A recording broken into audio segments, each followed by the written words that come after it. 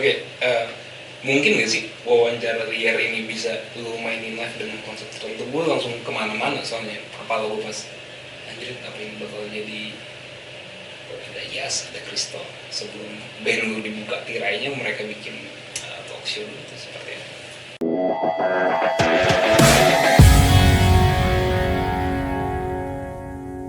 Ide-idenya ada banyak sih, cuman yang paling dasar dulu tuh sebenarnya kan di semua 4 wawancara ini kan ada track, ada musik ya sebenarnya kan. Ya. Tapi nggak di play full gitu, ada yang kayak fade out. Ya. Ntar di yang part 2 tuh ada yang keluar itu di akhir gitu. Sorry, berarti ada wawancara liar 3 sama 4. Oke. Musik-musik yang full ini tuh gue punya pikiran kayak dirilis musiknya doang gitu. Jadi 4 track ini. Dan di musik-musik ini tuh emang didesain untuk jadi interlude atau intro atau outro-nya manggung. Oke. Jadi bisa dibawain versi musiknya dong tuh bisa dibawain gitu. Ngebawa wawancara benerannya si Iya sama Kristo itu tuh ya idenya lagi banyak lagi di kepala kan gimana caranya itu seamless sama performance. Tapi masih mungkin ya bisa kayak gitu. Masih mungkin. Gue penasaran banget sih, Pen. Sebenarnya kan live scoring kan. Iya. Iya. Oke, di album ini juga ada Enrico sama Pak Sugi sebagai produser ya. Lu bisa ceritain nggak gimana?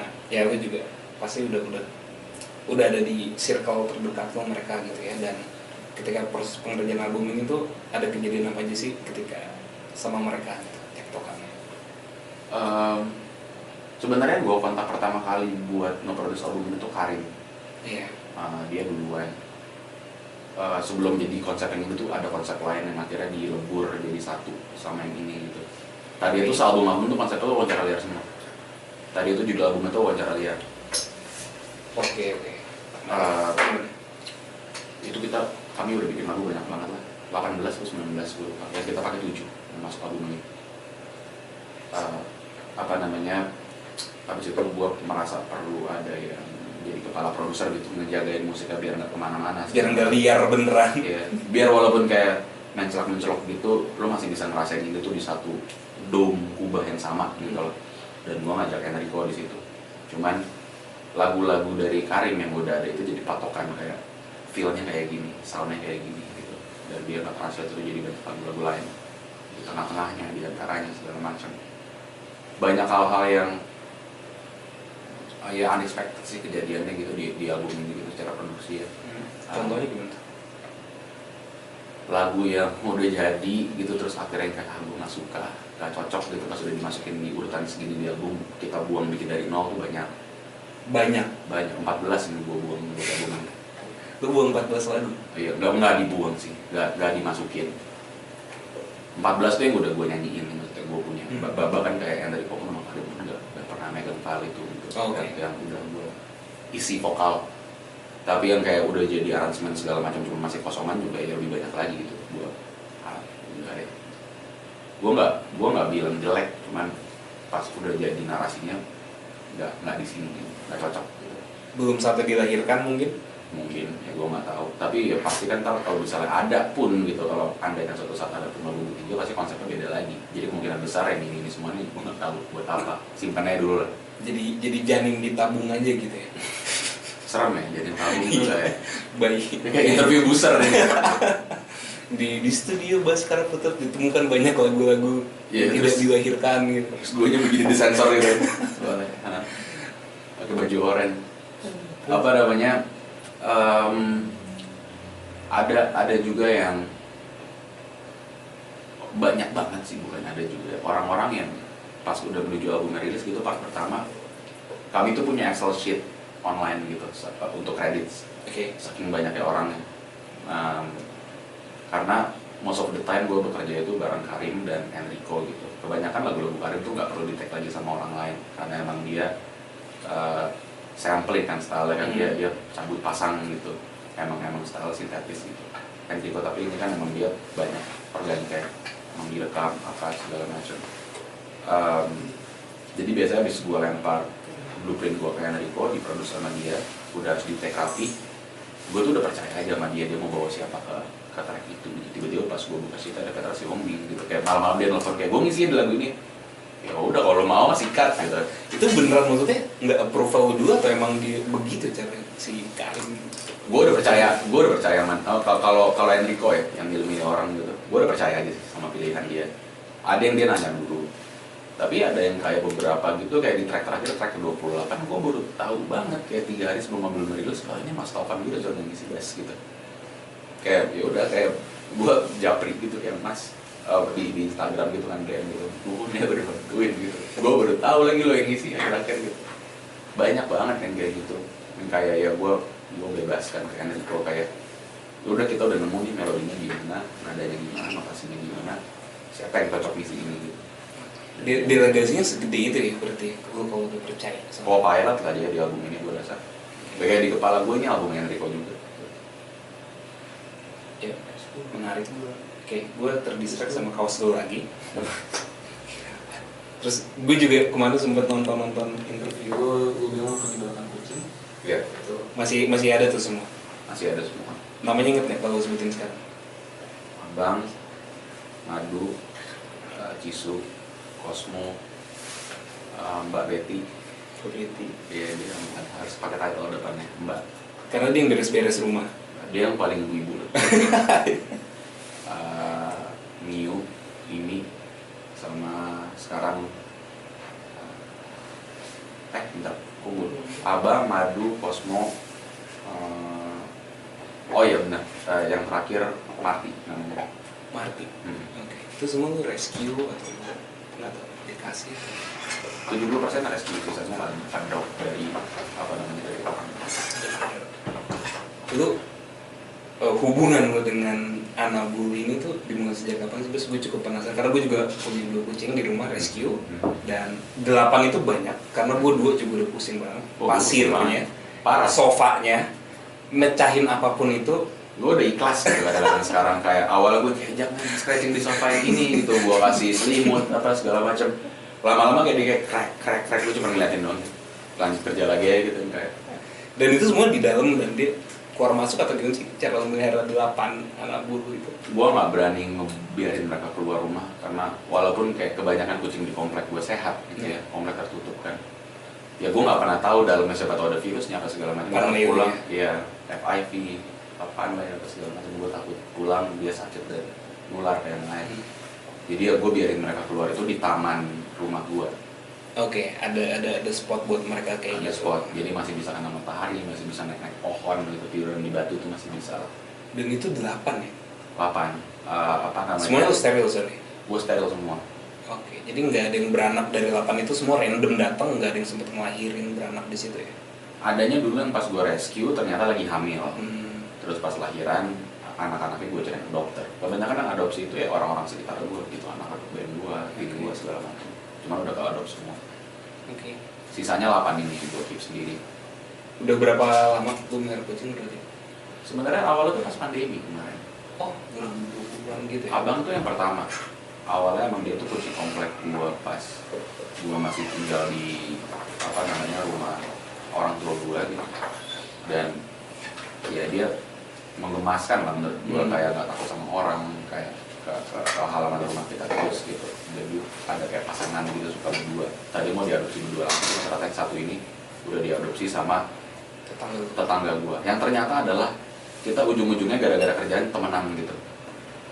Kayak Kerjaan di musik maksudnya? Kerjaan di musik, kerjaan di media gitu. Ternyata dia anak makna. Oke. Terus yang kayak itu pacar si abang tuh gua yang adopsi gitu. Oh iya, terus demi apa gitu. Terus nggak dinikahin tapi si abang yang lo pisahin dengan tetangga itu? Udah steril dulu. Udah steril udah. Cuman belum sempat diketemuin lagi, cuman feeling gue sih masih inget sih. Oke. Jadi karena abang itu udah cukup dewasa ketika lo adopt ya? Menuju setahun waktu itu umurnya. Oke. Jadi kayak udah kelihatan OTW gede, cuman belum sebelendung sekarang udah belendung banget ya. Oke. Dari memelihara kucing 8 lagi ya, dan dari abang startnya. Apa sih fungsi kucing itu buat hidup seorang sekarang? Selain nambahin pengeluaran lo ya pasti. Ya gue sih at the first place kayak apa namanya, dari dulu tuh gue pengen punya binatang gitu, cuman pengen punya peliharaan anjing atau kucing, cuman di rumah gue bokap gue terutama tuh nggak terlalu nyaman gitu kayak Sama berbulu gitu. Bukan dia sama binatang apapun. dia nggak suka dan merasa repot kayak ngurus binatang yang high maintenance gitu loh, kayak anjing, kucing gitu nggak bisa. Dia melihara ini banyak apa namanya, banyak kayak burung hias gitu dulu sempat. Gonta ganti lah. Maksudnya kalau udah ada yang umur dan meninggal dia ganti adopsi yang baru gitu. Cuman kan beda ya, maksudnya effort yang ngurus burung hias sama kucing atau anjing gitu. Jadi dia tuh, kita pernah punya anjing keluarga sekali, cuman gara-gara itu sebenarnya juga gue udah nggak mau beli lagi dari pet store gitu, buat gue nggak etikal gitu. Banyak yang detail kita nggak dikasih tahu lah penyakitnya, terus ditipu, makanannya salah, akhirnya meninggal prematur muda banget, kasihan lah jadinya. Cuman ya nggak pernah punya peliharaan lagi ya di situ. Tapi dari dulu tuh gue pengen sebenarnya punya binatang peliharaan, binatang domestik. Sampai akhirnya ada kesempatannya gitu, maksudnya gue mulai tinggal sendiri, terus gue pelihara. Berarti pas lu udah sendiri ya si abang datang itu di rumah? Awalnya tuh datang tuh pas gue masih sama orang tua gue gitu. Cuman masih gue urus depan rumah doang lah. Sampai suatu hari tiba-tiba dia datang sakit cedera gitu, yang kayak gue bilang udah tenang aja gitu, nggak bakal bikin repot rumah kok, gue ngurusnya di kamar gue aja gitu. Dan itu titik balik ketika lu berani udah deh gue masukin nih orang ke bokap lu fight. Gue bilang kayak lu nggak perlu repot kok, lu nggak perlu tahu apa-apa tentang dia gitu, dia cuma ada di kamar gue doang. Awalnya gitu, karena ya gue udah nggak kayak maksudnya gue bawa ke dokter hewan, terus dia bilang kayak ini percuma kalau habis lu obatin dia lu lepas lagi di jalan yang kotor lagi gitu lukanya. Jadi udah gue bawa ke kamar. Terus tapi nggak lama setelah itu gue mulai tinggal sendiri, dan ya di kemana-mana gue pindah-pindah beberapa kali setelah itu sampai sekarang gitu. Gue settle gitu apa namanya di tempat gue sekarang, ya dia ikut gue terus. Dan jadi makin kasihan gitu, kayak pas gue tahu kayak gimana cara ngusir segala macam, apa yang mungkin dia rasain gitu ya, gue jadi kasihan kalau ngeliat kucing. Dan akhirnya jadi kayak kalau bisa rescue gue rescue gitu. Cuma sekarang buat gue 8 udah limit gue sih, udah yang kayak nggak bisa lagi nih gue nambah lagi nih. Bikin shelter mungkin jadi Salah satu mimpi gue sih, gue punya shelter gitu. Kayak ini baju ini tuh kerja sama shelter juga. Oke. Apa namanya, striker defender dari Mal. Jadi kayak profitnya semua buat shelternya gitu. Gue pengen banget, cuman kayak satu hari kalau misalnya gue udah sangat mapan gitu ya, mungkin kayak udah semi pensiun, manggung kayak Ahmad Dhani doang, kayak gue manggung kalau gue pengen manggung doang gitu, punya shelter gue yang ngurus gitu. Gue pengen banget, atau mungkin dalam waktu dekat kayak pengen kalau misalnya ada kesempatannya galang dana buat shelter gitu. Yang habis kebakaran kemarin ya, rumah singgah klau itu. Iya, tadi juga diobrolin tadi pagi gitu. Kayak apa namanya, karena susah banget men, gue tahu banget cari dana. Pertama mahal ya. Dan yang kedua itu tuh bukan buat profit gitu. Mereka emang bergerak tuh murni kecintaannya tuh karena mereka sayang gitu sama makhluk hidup, sama binatang. Jadi buat gue kayak orang ngurus shelter tuh salah satu paling mulia gitu. Kayak lu ngeluarin duit gede banget, ngabisin waktu lu gede banget. Udah ya cuman buat makhluk hidup lain aja gitu. Dan binatang kan nggak kayak manusia yang akan ngasih balas budi ke lu gitu ya. Mereka akan sayang, cuman beda gitu levelnya. Oke. Ngomongin soal kucing, kalau besok pagi nih, nanti malam lu kayak dikasih wahyu nih. Bas besok lu 1 hari jadi kucing. Tuh malaikat ngomong gitu. Lu udah tahu nih malamnya, lu kira itu dari lu mau ngapain aja sih sama 24 jam lu besok jadi kucing tuh? Lu mau banget gua. Lu mau ngapain 24 jam jadi kucing? Yang pertama gua mau nyobain kayak muter-muter keliling komplek kayak parkour kayak kucing-kucing kebanyakan sih. Okay. Mereka tuh seamless banget loh, mau loncat setinggi apa, mendarat sejauh apa gitu, imbang banget. Walaupun ada yang buncit ya, banyak kucing gendut tapi tetap nggak kehilangan skill itunya. Kayak abangnya itu masih begitu gua. Masih bisa. Walaupun nggak segila kucing-kucing gue yang lebih fit ya. Abang kan agak-agak tabun nih.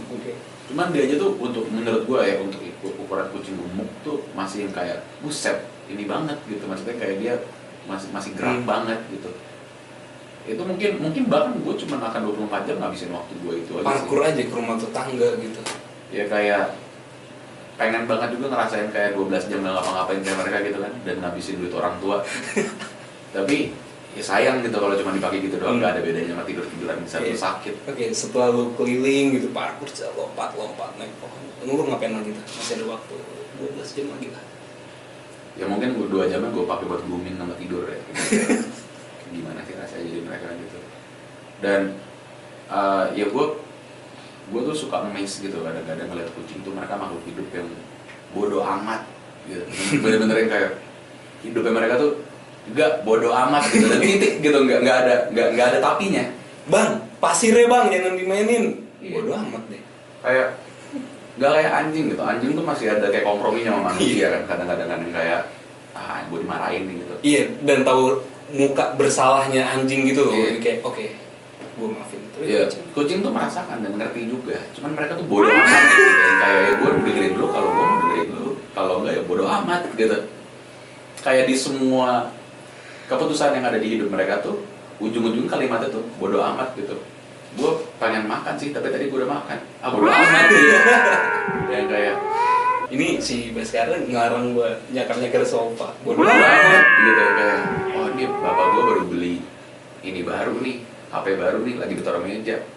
Kalau gue naik ke situ, gue pengen lihat HP dari dekat, HP-nya ada kemungkinan jatuh. Bodoh amat gitu. Selalu endingnya tuh bodoh amat gitu loh kucing. Kayak mereka tuh nggak ada moralitas gitu di hidup mereka tuh cuma apa yang gue butuh sama apa yang gue mau. Kayak bahkan levelnya tuh udah bukan apa yang mereka butuh gitu. Kucing tuh levelnya tuh udah apa yang mereka mau doang.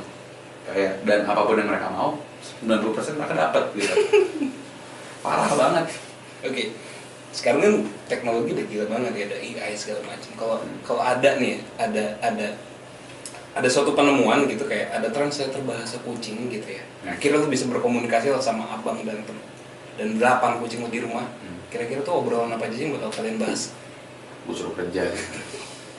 Ya lu mulai sekarang nyari duit sendiri. Kalau lu nggak bisa kerja, lu minimal kalau di foto lu post yang manis, gue post di akun lu biar ada endorsement makanan kucing. Jadi minimal gue keluar duit buat pasir sama kucing lu. Pasir sama makanan kucing lu. Dan kalau lu tanya itu ke abang kira-kira bakal jawab apa tuh? Gak bakal mau juga sih. Gue kayak, bahasanya gimana sih abang kalau bisa ngomong tuh? Lu suruh cari duit gitu? dia mau sih nyari duit, cuman kalau gue lagi keluar rumah doang kayaknya mungkin. Feeling gue dia jaga coffee shop dekat depan rumah gue jadi kasir. Oke. Ditawarin jadi manajer nggak mau karena dia nggak suka sama tanggung jawab yang terlalu besar gitu. Jadi hidup yang kayak gini-gini aja dia Iya, gitu ya. hidup yang gini-gini aja. Itu benar-benar definisi hidup yang gini-gini aja tuh mereka tuh. Oke.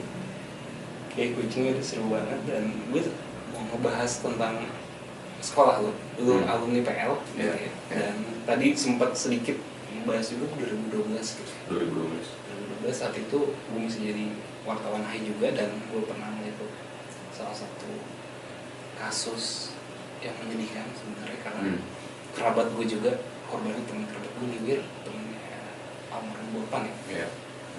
Oke.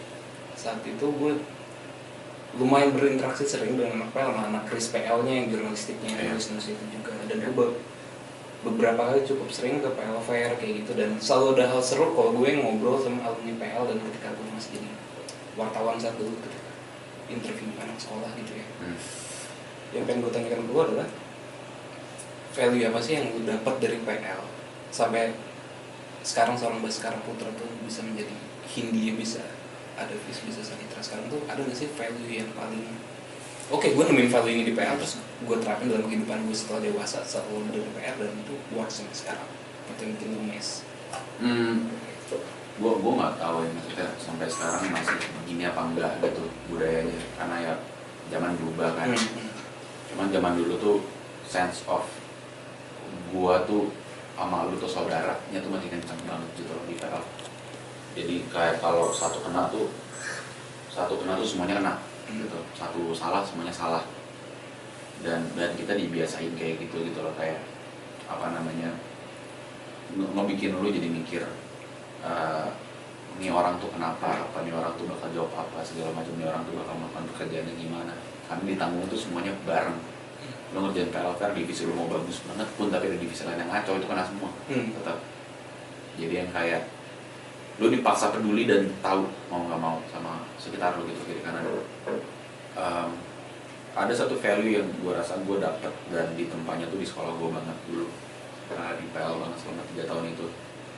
Walaupun nggak setiap saat kayak gue sempurna dan bisa menerapkan ini karena tantangan hidup berubah terus kan beda-beda gitu. Cuman satu hal yang gue coba terapin banget gitu dan gue rasa gue pelajarin di PL tuh satu aja sih yang kayak kalau sesuatu udah jadi tanggung jawab lo gitu, bahkan di saat lo nggak bisa menyelesaikannya gimana, lo nggak punya solusinya apa dan udah deadline, lu show up, lu harus tetap show up dulu gitu. Maksudnya tantangannya apapun, outcome-nya tuh belakangan, tapi lu harus show up gitu. Maksudnya kayak lu harus datang, lu harus ada di situ gitu, karena lu yang punya tanggung jawab itu di situ, dan lu dikasih tanggung jawab itu sama orang. Atau kayak itu kejadian gara-gara lu nggak boleh kabur kasar. Gua nggak bilang kayak gue selalu begitu ya, maksudnya gue juga nggak sempurna gitu, cuman gue selalu berusaha menerapkan itu gitu di hidup gue. Kayak separah apapun masalahnya di hidup gue, ya gue harus show up, gue harus ada gitu. Mau kayak gue nggak bisa ngapa-ngapain, cuma bisa bilang iya gue salah, atau kayak gue belum punya jawabannya gitu, cuman lu harus ada di situ. Maksudnya karena itu kejadian karena lu, atau itu dipercayakan ke lu gitu untuk dikerjakan atau diselesaikan.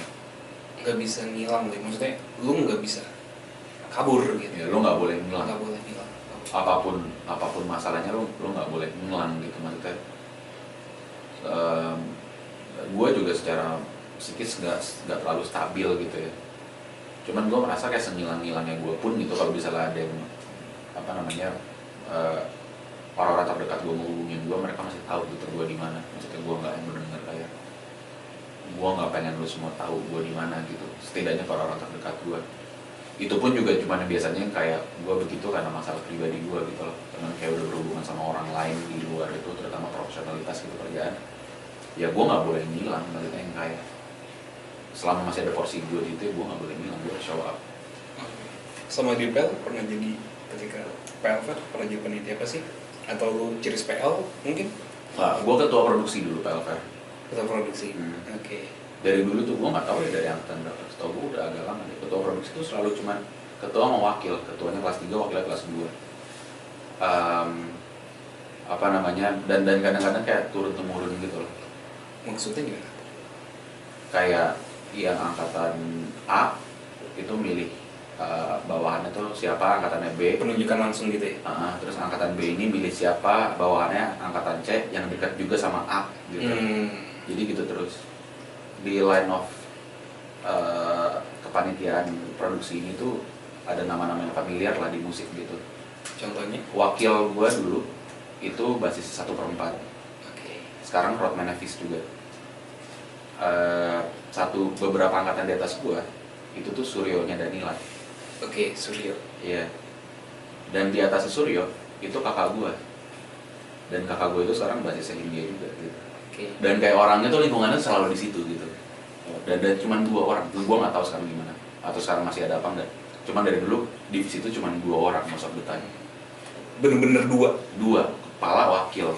Bisa ada yang bantuin gitu kiri kanan. Tapi in charge PIC-nya, tanggung jawabnya 2 orang doang gitu. Bener-bener 2 orang doang.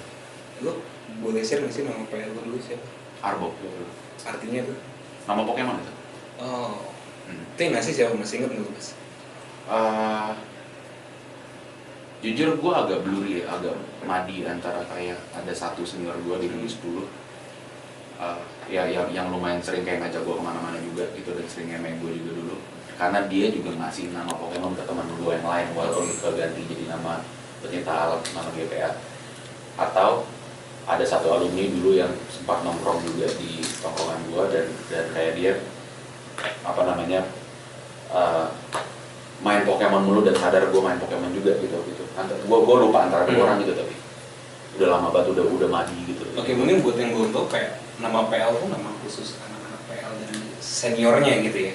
Karena di PL tuh semuanya harus kenal satu sama lain dulu, setidaknya lagi-lagi dulu gitu pas era gue. At least di Ralu gitu ya? Lo harus kenal satu sekolah kalau bisa, semua nama yang kerja di situ, semua nama senior, dan kayak mostly ya ke senior dan semua yang kerja. Tujuannya buat gue baik gitu, biar kayak lo kenal lingkungan lo siapa gitu. Dan dalam proses lo mengenal itu semua, kan sekolah Katolik gitu kan banyak nama baptis yang sama kan, mirip-mirip. Maksudnya bahkan kalau bukan Katolik pun, karena uniknya PL tuh bahkan angkatan gue 51% tuh Islam. Oke. Lebih banyak Islam dibandingkan Katolik atau Kristennya. Untuk ngebedainnya itu tuh dikasih nama PL. Penasbihannya gimana sih sebenarnya? Lu ini ya, lu nama udah gitu aja gitu. Maksudnya nongkrong aja. Suka ada yang kasar banget, ada nama-nama PL yang kasar banget gitu. Ya gue nggak tahu bakal bisa masuk sini apa kesensor apa enggak gitu. Kayak teman gue lagi lewat keluar sekolah, ada alumni lewat, dia juga nggak kenal siapa, cuman kita tahu dia alumni. Bawa kaca, anjing lu jelek banget, mulai sekarang nama lu kayak gitu. terus udah cabut gitu, terus dia kayak ya seumur hidup nih nama gue ini gitu. Ya sekarang kita udah kalau di depan orang-orang yang bukan anak PL manggil dia udah nggak kayak gitu mungkin. Cuma kalau ada di circle PL gitu ya. Iya. Nama PL tetap berarti lu masih dipanggil Arbok. Di musik tuh masih dipanggil Arbok sama orang-orang terdekat gue sih. Di label gue, di band-band gue, gue masih dipanggil pakai nama PL gue tuh. Okay. Mungkin nggak Arbok bisa jadi the next topi yang dihidupkan? Buat gue Arbok itu topi gue di saat gue mikir sebagai teman aja sih, bukan sebagai teman dekat ya, bukan sebagai orang label, bukan sebagai musisi gitu, bukan sebagai anak juga loh, karena di rumah gue nggak ada Arbok. Yeah. Tapi itu ada lah, itu topi kesekian gitu. Kadang-kadang dia jadi topi pertama dalam keadaan tertentu, cuman ya gue punya merasa gue punya banyak topi dan banyak kepribadian aja gitu, gue harus mikir pakai yang mana sekarang. Oke, Bas, ngomongin tadi SMA, misalnya nih ada yang nggak mesti alumni PL sih, randomly di satu waktu gue ditanyain mana SMA, Bang, mau pengen jadi musisi, gue harus ngapain? Di era sekarang, dan lu jawab apa? Apa ya? Banyak yang praktikal sih sebenarnya jawabannya. Mungkin kalau intinya pengen sukses ya, konteksnya pengen sukses sebagai musisi kayak lu at least gitu. Iya. Kalau teknis banget jawaban gue yang pertama lu harus belajar megang DAW sih pasti. Kalau lu udah bisa megang software produksi musik gitu, lu akan mengurangi banyak banget hal-hal yang berat banget dilakuin untuk jadi musisi yang biasanya dikerjain harus rame-rame. Konteksnya ke budget juga segala budget, terutama budget gitu. Kayak dengan lu punya DAW, lu cuma mungkin modal kayak kalau lu main gitar ya satu MIDI controller, satu laptop. Bisa jadi lagu, bisa gede tuh lagu. Teleponnya Beyonce sama Lady Gaga dibikinnya kan GarageBand man. Menang Grammy gitu. Kayak ini konteksnya tips dari era digital banget nih, dari lu yang praktikal gitu. Iya, kalau lu mainnya piano, lu bahkan lebih murah lagi. Lu cuma perlu MIDI controller yang lebih panjang sama laptop. Audio interface lah, maksudnya kalau lu pakai gitar lu harus pakai audio interface gitu. Cuman sekarang audio interface juga murah kan. Ya udah gitu aja, maksud gue kayak sekarang ada dosen yang namanya Google, ada asdos yang namanya YouTube gitu loh. Ada dosen muda juga, AI, ChatGPT gitu mungkin kayak asdos juga bisa langsung jadi. Iya, asdos muda gitu. Asdos muda sih. Nah, sekarang menurut gue bahkan di era gue aja tuh udah mulai digitize gitu loh. Maksudnya udah mulai kayak ada transisi itu gitu. Gue aja udah merasa dimudahkan banget dulu ya. Kayak gue masih ingat banget betapa susahnya pas gue SMA dibandingin pas gue udah mulai kuliah semester tengah awal menuju tengah gitu. Proses produksinya kreatif itu udah beda banget. Gimana sekarang sih menurut gue harusnya lebih gampang lagi. Maksudnya aksesnya tuh barrier tuh jadi makin tipis gitu loh, makin rendah, makin bisa diakses sama semua orang. Gue makanya gak heran sekarang lebih banyak solois dibandingin band ya. Logistically lebih masuk akal gitu menurut gue. Jadi solois dibandingin jadi band sekarang. Oke, kalau itu udah teknik banget. Kalau soal apa ya, ujangannya gitu, secara mental kalau mulai karir tuh lu harus kayak gimana, kan nggak mungkin gue langsung kuat, nggak mungkin gue langsung banyak yang denger kayak gitu. Jawaban gue mungkin unorthodox ya, cuman gue mungkin akan bilang kayak ya lu tetap bikin musik, tetap rilis, cuman jangan gak kerja menurut gue. Jangan nggak kerja. Ya. Gue ngelihat banyak teman-teman gue yang di saat dia mulai ngebikin musiknya pun nggak jadi satu-satunya fokus utama di hidup dia, bikinnya lebih lepas. Karena pas zamannya dia ngerjain musik doang, ada pressure kayak gue harus berhasil di sini. Gue harus nyari makan di sini, dapur gue harus jadi, di sini. Jadi ada kabut gitu loh di kepalanya, mungkin ya, gue nggak tahu. Cuman gue ini analisa aja bel gue, cuman gue ngelihat kayak kurang lebih kayak gitu maksudnya di saat lu bikin musik lu jadi pelarian ya. Pertama lu akan selalu punya uang buat ngelakuin apapun yang lu butuhin di musik karena lu punya gaji. Tinggal perihal seberapa lu rela aja nyisihin gaji lu kan buat passion lu lah, tanda kutip bahasa milenial kan passion kan. Untuk passion lu gitu. Dan yang kedua, lu jadi nggak ada pressure di situ karena lu ngeliat ini jadi escapism gitu loh, lari. Kalau bisa langsung sukses, syukur. Udah nggak apa-apa, gue punya karir di sini juga. Kebanyakan yang meledak itu yang harus pindah 100% ke musik, ninggalin kerjaan yang lama. Gue jarang banget dengar yang kayak bukan jarang ada sih, cuman kebanyakan yang kayak di spoon fed gitu ya, langsung pakai kayak apa sendok silver gitu. Dia tuh nggak ada, gue kadang-kadang merasa kayak nggak ada grade-nya untuk kayak mikir gimana caranya, gimana kan, karena semuanya tuh udah disediain gitu, ada ekosistemnya. Banyak juga yang emang kayak dari kuliahnya udah kuliah musik, lulusnya bagus gitu, jadi musik juga banyak juga. Cuman kalau dalam konteks kayak solois gitu ya, akhir-akhir ini aja kebanyakan tuh pada punya apa dulu gitu sebelumnya, terus kayak pindah ke situ. Baru jadi full time musician kan, kayak udah cukup aman nih. Iya, walaupun nggak semuanya ya, maksudnya ada yang talent banget gitu, dan dari awal tuh udah tahu maunya apa segala macam dan langsung ngetek. Ya tapi ya to be fair, nggak semua orang setelekat orang-orang ini kan. Lu perlu waktu di mana lu perlu ruang dan waktu di mana lu bisa melihat musik lu itu jadi sesuatu yang kayak ini pelarian gue gitu. Ini gue nggak mau terlalu pusing mikirin gimana caranya gue makan dari musik segala macam. Dan itu yang gue rasain gitu. Maksudnya era pertama gue ngebikin Vita album pertama, gue masih kerja banget gitu. Lo apa sih? Agensi ya? Di momen itu gue udah di British Council. Oke. Udah di British Council. Megang arts and culture, seni budaya. Ya lebih capek memang, karena kayak lu baru keluar kantor jam 6, jam 7, belum kalau ada proyek sesuatu segala macam. Tapi lu tuh semangat banget ke studionya. Mudah kena telat 1,5 jam apa segala macam, harus melawan macet. Tapi ada something yang lu look up to gitu tiap hari. Ke studio ketemu anak-anak artis gitu ya, kayak waktu itu belum ngerti DAW kita, yuk bikin lagu gitu. Yang kayak 3 jam tuh cuma habis buat dapat 1 verse doang atau 1 chorus doang gitu, karena ya susah kan, prosesnya kan nggak kerekam dengan baik. Cuman semangat itu tuh menurut gue yang bikin gue nggak mumet gitu waktu itu, karena ya gue ngeliat musik gue tuh jadi sesuatu yang kayak bawa bapak pulang dan di rumah dia punya ruangan ngisi Lego semua gitu. Itu jadi stress relief dia. Gue nggak tahu apakah kalau waktu itu gue benar-benar bisa kayak gue mau full time langsung di musik gitu, setelah gue cabut dari agensi ya sebelumnya, apakah gue bisa jadi kayak sekarang, gue nggak yakin, karena pasti tekanannya gede banget gitu, belum dari diri gue sendiri, dari keluarga juga kan mungkin. Tapi kemarin pas gue harus jump in 100% di musik gitu, di momen gue ngerasain kayak 24 jam makan gak cukup, gue ngerasa gak cukup buat ngerjain musik gue sendiri ya. Ya gue jaminnya yakin, karena gue udah ngeliat ada angka di situ, kayak suatu hari kayak gue sadar gitu, ngeliat rekening gue ada berapa yang gue dapet gitu dari manggung dalam sebulan, terus gue hitung kayak cuma dari manggung doang berapa gitu, belum segede gue kerja. Cuman kayak gue mulai hitung-hitung dari kepala dan gue mikir kayak bisa nih, kayak ini gue dapat segini dan gue bisa hidup nih. Kita kayak dengan angka segini, bahkan dalam keadaan dimana gue masih harus ngerjain kerjaan lain dari jam 10 pagi sampai jam 8 malam gitu. Gimana kalau gue full time 100% ngerjain kerjaan gue doang, ngerjain musik gue doang gitu. Tapi gue berani jump ship pas gue udah ngeliat ada hasilnya. Itu berapa tahun sih kira-kira single lo kira ya udah pindah deh 100%? Itu dari 2013 sebenarnya. Tapi kan album pertamanya tuh di 2017 kan, berhasil bikin album pertama 2017, walaupun ada single-single yang masih sampah lah dulu. 2015-16 tuh ada. 2017 kami rilis album tuh udah dapat main di WTF sebenarnya waktu itu. Kayak festival-festival yang lumayan lah, WTF Synchronize.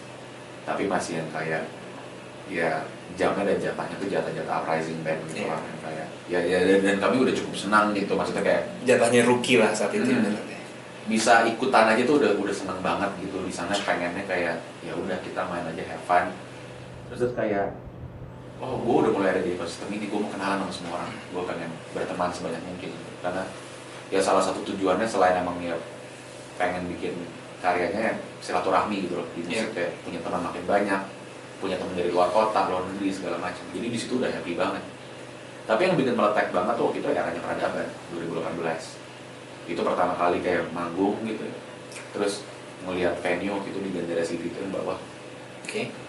Kok full ya gitu, sampai pintu kaca gitu, sampai orang nggak bisa masuk gitu. Terus kayak berapa lama kemudian manggung lagi di Synchronize yang kayak ini ribuan loh gitu hitungannya. Tumben banget, kayak kita nggak pernah. Oh itu muntah-muntah tuh semua di belakang tuh panik. Kayak ya dan kalau dilihat lagi rekamannya sekarang itu mainnya jelek banget gitu, itu berantakan banget lah. Itu yang kita bisa di momen itu kan, dan kayak belum mateng mainnya.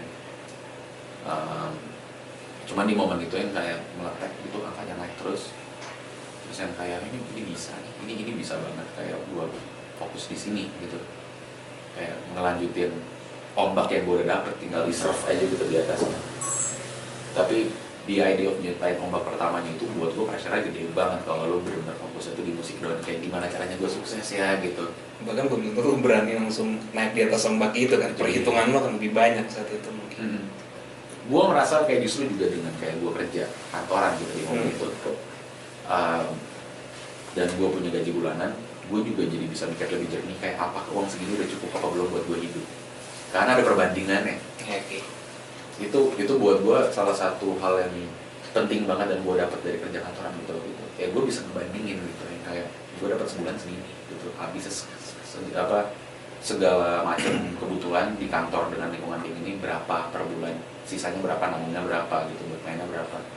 Itu kalau misalnya gue nggak punya gaji bulanan yang stabil gitu, dengan kayak benefit yang stabil kayak transport tadi badan bla bla bla, gue nggak bisa punya perbandingan itu. Iya. Jadi buat gue pengalaman gue kerja kantoran itu precious banget buat gue sampai sekarang. Dan kayak budaya kerja kantorannya tuh kayak show up-nya apa segala macem gitu, dan kerja rapih ya. Karena kan label kan most of the time kan bentuknya dari komunitas di label gitu kan. Buat gue sampai sekarang kepake banget gitu, yang kayak ini sistem, ini struktur.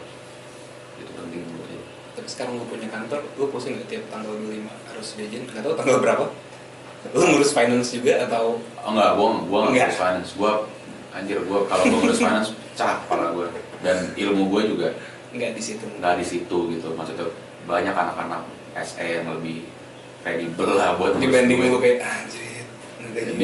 Dibanding gue gitu. Maksudnya ya gue megang dan gue bantu apa yang gue bisa. Gue sempat yang kayak sembari di saat ini terjadi musisi, gue juga kerja full time juga di situ gitu loh. Lu gajian juga berarti? Ada gaji juga. Walaupun nggak segede yang lain ya, karena bukan full time sih. Tapi yang kayak ada beberapa hari yang gue harus masuk, gue ikut meeting. Tapi gue punya SOE dan gue punya tanggung jawab yang saklek. Kayak komisaris kali ya? Dulu kayak semacam BOD dan ada posisinya juga gue gitu di struktur hariannya. Cuman sekarang posisi hariannya gue udah nggak megang. Ada yang lebih kredibel dari gue, Dennisnya Perunggu. Dennis ya? Itu Dennis Summerland. Dennis Stoik, dia what's up my brother gitu, dia happy banget, dia ketemu orang happy terus. Iya benar. Kayak sunshine in the bottle gitu dia. Sekarang Dennis yang megang, dia lebih kredibel juga jauh gitu dibanding gue. Dan waktu gue juga udah mulai kayak kalau ada waktu lebih mending gue pakai buat proyek musik gue. Gitu. Oke Bas, mungkin ini pertanyaan terakhir gue gitu ya, buat di podcast kita kali ini. Pertanyaannya sebenarnya simpel dan mungkin juga masih ada irisannya dengan konsep malaikat-malaikat di album ini. Misalnya malaikat penjagungnya itu datang suatu saat nanti, terus kayak oke, Bas, ini udah waktunya gua kasih kesempatan bahwa 5 album favorit lo buat di alam nanti, di alam setelah nanti ada CD player atau apapun itu, lo pilih 5 CD itu, lo bakal bawa CD ini siapa? Coach and Keys, Dead Cat for Cutie 1. Terus Where the Light Is nya John Mayer, album live-nya dia. 2. Yang live-nya? Yang live. Yang banyak banget track itu dengan John Mayer. Terus habis itu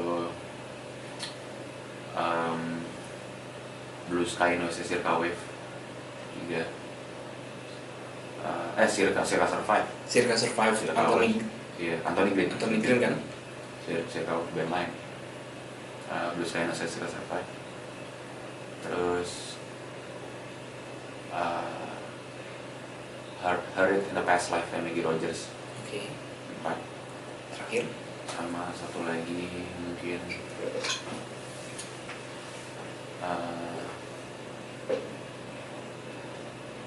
ini judulnya agak panjang, tapi album band ini cuma punya satu album New Radicals. Yang ada Someday We'll Know. Yang album covernya vokalisnya dulu warna kuning itu. Gue nggak pernah, gue lupa mau judul albumnya. Karena album band cuma satu album. One album wonder gitu ya. buat gue kayak, tapi setelah itu dia masih nulis lagu dan lagunya hit, kemudian dia tulis kayaknya emang dia pengen berhenti aja sih tulis lagu menurut gue. Dan album itu bagus semua, 5 itu sih kalau 5 itu. ya. Oke, tolong. Gila, udah sejam lebih ternyata nggak terasa. Bas, thank you banget udah Terima kasih banyak. Rich Music Podcast, thank you banget Thank you. atas waktunya dan semoga sukses buat Amin. si bagian keduanya akan tanggal 21 Juli ya. Tanggal 21 rilisnya ya. Namanya sama berarti. Sama, karena jadi sekarang dibuka 14 lagu, tanggal 1 dibuka 28. Oke, thank you sekali lagi buat yang udah nonton. Terima kasih banyak udah diundang. Thank you Hindia sudah datang ke Rich Music Podcast. Sampai jumpa di Rich Music Podcast episode selanjutnya. Thank you. Thank you.